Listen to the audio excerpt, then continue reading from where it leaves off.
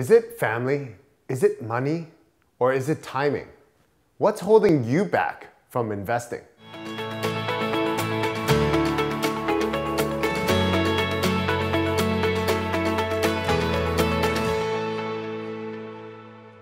My name is Gary Wong from GaryWongRealty.com, author of the book on Vancouver real estate. We've been shooting a bunch of videos with Peter Leung, global investor, great friend of mine, business partner as well, about wealth and money.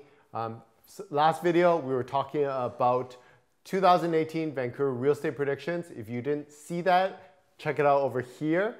And the conversation, we started speaking off screen about what holds people back from investing in real estate. So I come across investors all the time who just, they call themselves investors, but they're not pulling the trigger. Well, heck, I mean, you can't get rich sitting on money, right? Yeah. You know, if you're not investing, you're never going to be rich. But here's the bottom line. Most people get that fear. It's all about that fear. They're afraid of pulling that trigger. So you think it's fear? Absolutely. Okay. Right? What else? But they say, oh, no, it's my spouse. And bullshit. Okay, what about like it's money, like, oh, I just don't have the savings, Peter. Sure, but you'll never have the savings, right? That's not going to change anything, right? It's not going to, money does not grow on trees, right? At the end of the day, you have to identify, you have to get over your fear, right? You have to understand you're not going to get rich by not investing. Okay. Whatever the asset class is, the only reason why you're scared is because you don't know what the hell you're talking about, right? And then people don't do anything. And plus they don't want to do the homework to actually study the they're asset lazy. Class. Yeah, call a spade a spade. Right? How many people do you know that want to be wealthy but don't do anything? Right? They do their 9 to 5. You know, they go watch a movie. Right? They spend their time. Yes, arguably, you want that lifestyle. Don't get me wrong. The reason why we go out there and make money is because we want options for our family. Right? We want those opportunities, so we choose what we want to do. However, you can't start off that way. You have to put in the work. And most people, they don't know what they're doing because they haven't actually done any research. They have not looked. They haven't done their homework. And why? Why don't they put in that work? What's holding them back? They don't think it's achievable, right? But I'm here to say it is absolutely achievable. So it's a limiting belief. It's a limiting belief. Absolutely. Okay, so how do you, so somebody watching is like, you're right, Peter, I do have a limiting belief. What can I do about it? Well, aside from the research, we talked about that, is, you know, stop listening to the people around you that are broke. Right? I've always said this, right? Don't listen to people more broke than you are, because that doesn't work, right? If you listen to those people, you're just going to get more broke, right? That's all there is. Talk to the people who have real estate. But what if they say, oh, but my friends are broke? Great, they're friends, right? Okay. But if they're not rich, don't talk to them about what they're not good at, right? You don't go ask a plumber how to fix your teeth. So why the heck are you asking them about investing if they know nothing about it? You have to talk to people who understand, who are millionaires. I'm not saying it's just the millionaires. It's not about the money. It's about their knowledge. It's about their instinct. It's about the fact, why does serial entrepreneurs have more likely chance of succeeding? Why are people who are more likely to succeed in restaurants? Because they have other restaurants. They have that experience. Talk to investors, talk to, join your meetup groups, join whatever opportunity is to talk and network with the right people. So I hear what they're saying. They're like, well, Peter, it's great. You know all the investors, you know all the wealthy people, but I don't. All my friends are broke. And then they have this victim mentality, like, oh, life is like crapping on me and I'm stuck in this box. And then they whine about it. And like, I know what they're talking about because I was once there. I was in that stage at one point. So I know how I got out of it. How'd you get out of it? How'd you get out of it? How did you start investing? I found a mentor.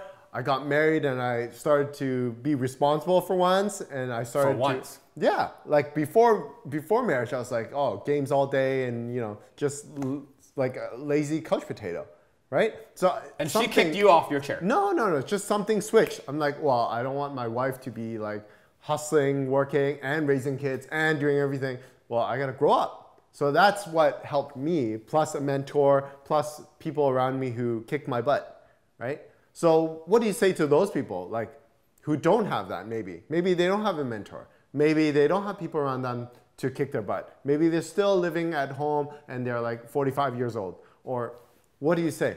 Are you funding the people living at home at 45? No, I'm just making up some scenarios. Like, what do you... You have to understand, you know, you're not going to get wealthy by sitting at home, right? Okay. Yep. Unless you're actually studying stocks, unless you're studying the market, it's not going to make you wealthy. Yep. So get out there in terms of meetups, right? Get out there in terms of speaking with your mortgage brokers. Be prepared, because if the opportunities come, you have to grab it right away, right? Things don't wait. And then they say, well, we can wait, or at that stage where it's really busy, we just have new kids and we have young children, and I just started a new job, and they'll come up with like a plethora of reasons why not to take action. What do you say to that? I'd say make sure, this is where mentorship really comes in. You know, I know that you have a mentor, I have my mentors. You know, I learn from the people much faster than me. I'm a fairly young guy. We're both fairly young guys. As a matter of fact, I've come to realize that if I learn from somebody 60 years old, they're saving me 40 years of my lifetime, right? So in four months or 4 days, I can pick their brain and I can actually understand their 40 years worth of knowledge, right? That is very, very important. That's how you become financially wealthy, because you learn from the people who are successful at what they do. If you don't do that, then you're gonna have to struggle. You're gonna have to learn every mistake on your own. And that's not the fastest way to be wealthy. I'm sure you work with people and you've met people that have some sort of reasoning to hold them back from investing.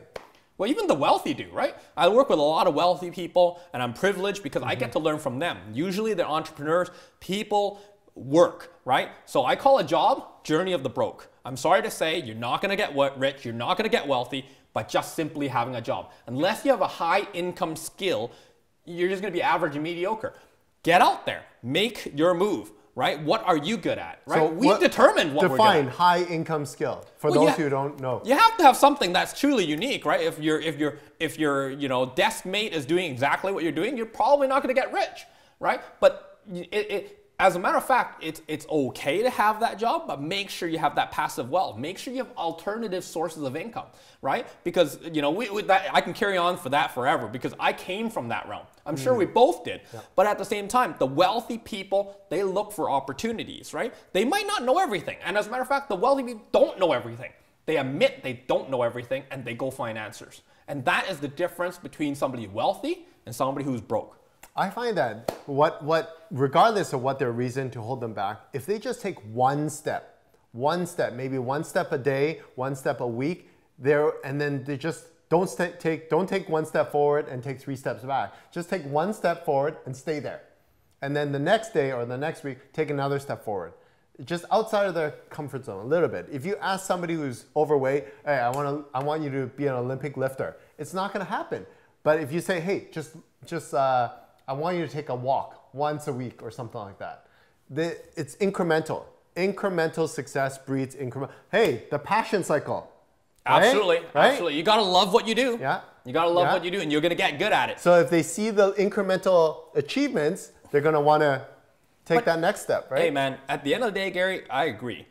But it's all about results, right? Yeah. You know, people who are wealthy, they take action and they expect results. If you're not getting results, there's a reason. So I'm that type of guy who likes to run my 100-meter sprint, right? I want to be really hardworking for a very short period of time, and that's gonna get me wealthy, right? The wealthy people aren't just like, oh, let me just go do a bit a day. I mean, I respect what you're saying, correct, but that's not the key to wealth.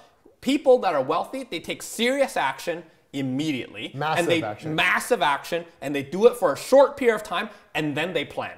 They figure out how they can reach their goal in a very short period of time. Okay, how do I achieve my $50,000 worth of passive income? How do I achieve my $1 million goal? We're going to talk about that. Yeah. But at the end of the day, what they need to do is take massive action immediately. Right? You can take, your little walks in a little bit. Sure, it's going to help you with your income, but that's not going to create your massive wealth. I actually shared this in another video. It's called How Billionaires and Millionaires Take Action. It was about ready, fire, aim. Well, you can watch that video right over here.